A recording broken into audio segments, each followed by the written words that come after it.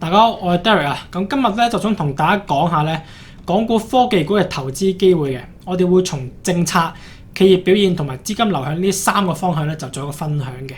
咁第一咧喺政策講起咧，中央政治局咧已經決定咗咧會喺今個星期咧就舉行呢個4中全會㗎啦。咁啊審議翻15嘅規劃嘅建議啦。咁我哋相信咧科技發展係將會成為未來5年嘅計劃嘅核心嘅。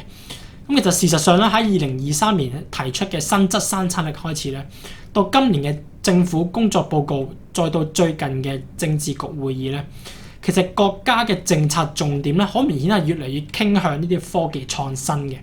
咁特別係喺中美關係持續緊張底下咧，其實自立自強呢個概念咧就更加為之重要。咁所以咧，我哋絕對可以預期咧，15嘅規劃咧，其實將會大力咁支持呢個科技自主嘅。咁第二咧，其實就係嗰個企業表現啊。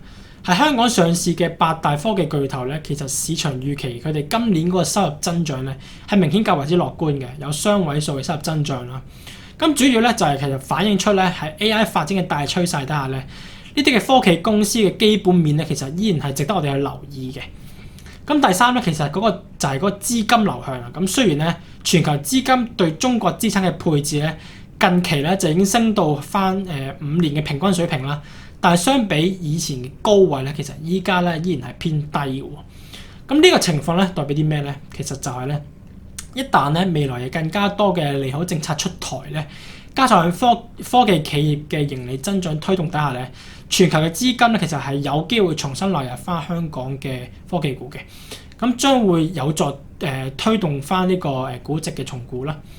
咁其實總括嚟講咧，中港嘅科技股無論喺政策支持、行業前景定係企業盈利方面咧，其實都係具備優勢嘅。咁加上啦，全球資金配置比例仲有唔少上升空間啦。港股科技股嘅投資潛力咧，依然係有喺度嘅，咁值得大家關注嘅。咁我哋今個星期咧就先講到呢度，我哋下次再見，拜拜。